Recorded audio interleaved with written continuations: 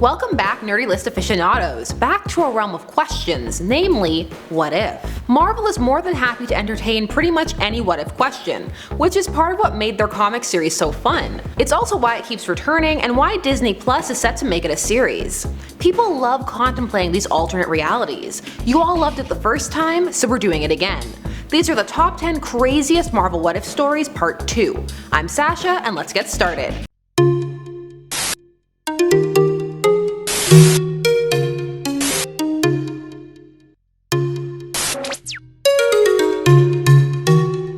Number 10. What if Iron Man was trapped in the time of King Arthur? The world needs to know. This was part of a double issue, the same one that brought us the question, what if Dazzler had been the Herald of Galactus? This one takes a turn off of Iron Man number 150.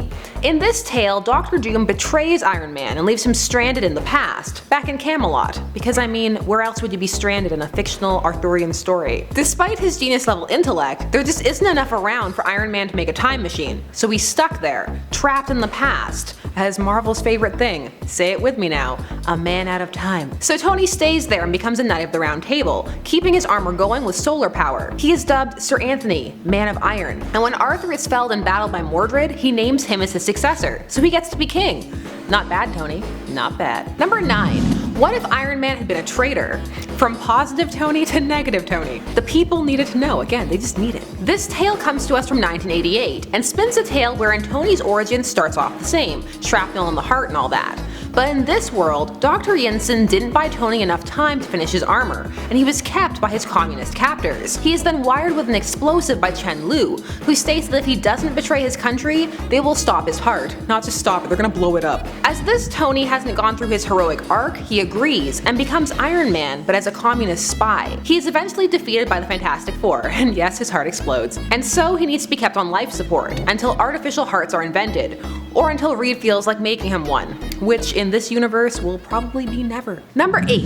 What if the Kingpin owned Daredevil? This is from What If Volume 2, number 73 in 1995. So in this world, after Jack Murdock is killed, Fisk, in a rare show of humanity, takes in Matt Murdock as he felt the Fixer overstepped his boundaries. He then eliminates all the people who had anything to do with it, binding Matt to him forever. Matt still grows up to be a lawyer, but he retains his good core, which is why when Kingpin is murdered and he ultimately is handed the keys to the criminal kingdom, he takes them, but descends into a life of sadness. Dark, dark, dark, dark, dark. Let's perk up for number 7. What if Invisible Girl of the Fantastic Four married the Submariner? Yes, that's the whole title, it's a mouthful. Can I just say that I've been waiting for this? I want it right now. Just Reed Richards is a bad husband. Really terrible. And then Marvel broke up literally every marriage except for theirs. Anyway, 1980 brought us this. But I might also add it has the subheading Decline and Fall. This is actually a continuation of What If number 1, where Spider-Man joined and Sue left, the Fantastic Four that is. So in this, Reed is a bitter ex, just the bitterest of exes. Sue and Namor are doing great, and she sends him over to invite her friends to visit. So while all this is going on, Reed doctors a conversation between him and Namor to make it sound like Atlantis is preparing to attack. He attempts to send this to the UN, but Ben stops him. So then him and Johnny go and try to invade Atlantis. So Reed is just the worst. Never forget his council of evil Reeds. They nearly destroyed reality, which he also kept a secret from Sue. You cannot convince me she's not having an affair with Namor right now. This instant. Let me have this. Number 6. What if Rogue possessed the power of Thor? So this goes about how you think it would. During a battle, Rogue absorbs all of Thor's powers. All of them. She uses these powers to defeat the Avengers and even kills Iron Man and Vision. This is evil Rogue, by the way. A grief-stricken Odin sends a squad to try and take out Rogue, but just ends up killing the Blob, Pyro, and Mystique instead. Riddled by guilt, Rogue is seduced by Loki, who takes her to Asgard to kill Odin so he can take over the Earth. However, with some help from Astral Plane Thor, Rogue realizes she needs to embrace her new powers and her new role as Goddess of Thunder. So she returns to Earth to defend it. Solid story.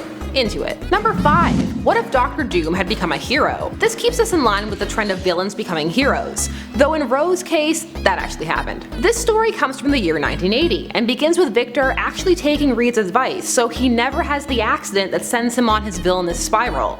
His experiment succeeds, but he still has to leave to seek out Mephisto to attempt to free his mother's soul. He saves her, and sets out to become a hero in his land of Latveria.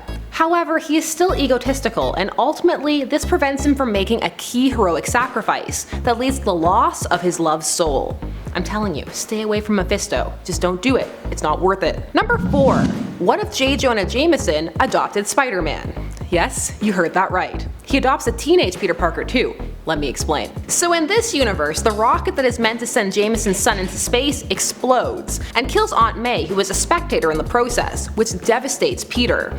He was there and he tried to save her, but he couldn't, though he did save many others. Jameson sees him there and decides to adopt him so they can heal together. However, when webbing is found at the scene, he becomes convinced that Spider-Man caused the crash, because he's a menace. However, Peter is ultimately able to convince him that he's wrong by revealing his identity to him, and Jonah Jameson gets a cool robot suit and fights crime alongside him. Father and son duo. Plus, no more slanderous articles. Hooray! It's a win-win. Number 3. What if Conan the Barbarian were stranded in the 20th century? So Marvel has a thing about what if stories with Conan, or rather they did. Conan's not in high demand like he was back in 1984. So this piggybacks off of the story where Conan was transported to New York, but eventually gets sent back. In this story, he doesn't. He's trapped in the past, and not understanding our ways, he quickly becomes a criminal. A pimp, in fact. With a pet leopard, just going full Scarface. He also formed a gang, but is ultimately taken down by Captain America. Captain America manages to convince him to give up his life of crime, and even offers him a spot in the Avengers, because of course he does. Like I said in the worst Avengers vid, anyone, just anyone. Number 2. What if? X-Men wedding album. If you were ever burning to know what would happen if Jean Grey married Scott earlier, or didn't fall in love with him at all, or married Wolverine, well, wonder no more. This What If compilation is for you. All the answers to your fanfic AU and what if romance stories are here. And yes, Professor X is crying on the cover. Never forget when the X-Men were first conceived, he was in love with Jean too. It was a different time. In all seriousness, these are fun. In the first one, Scott and Jean even get to live a happy, normal life, and their love ends up being the catalyst for mutant acceptance in society. Take that, Charles and Eric. All it took was a tell-all book called America's Opening Heart, The Growing Acceptance of Mutants in Society. I'm always a sucker for these, what can I say? And finally, in at number 1, what if Spider-Man became a murderer? Say it ain't so. Who am I kidding? Peter lets people die all the time.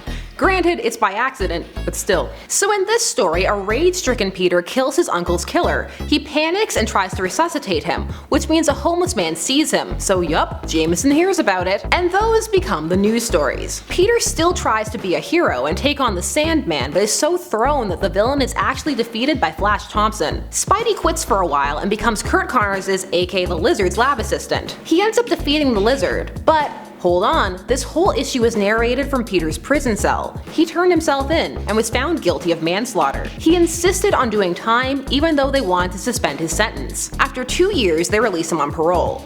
He goes out to meet Aunt May, who has a new Spider-Man costume waiting for him. That's super depressing. Why did I put this at number 1? So those were 10 more crazy what ifs. My favorite thing about this series is definitely that it seems like you can just be wandering down a hallway and be like, I wonder if, and someone will pop their head out of a door and be like, brilliant, we're doing it. They're a bit more selective with the modern what ifs, which makes me sad, even though it tends to make them better. I miss the ludicrous questions. Let me know your favorite what if or Elseworlds if you're more familiar with DC story down below. I love doing these. Also, some are surprisingly dark, and I want to keep talking about those too. Until then, I'm Sasha. Thanks so much for watching. Don't forget to like, share, comment, and subscribe for even more nerdy lists. And we'll see you next time here on Top 10 Nerd. Bye!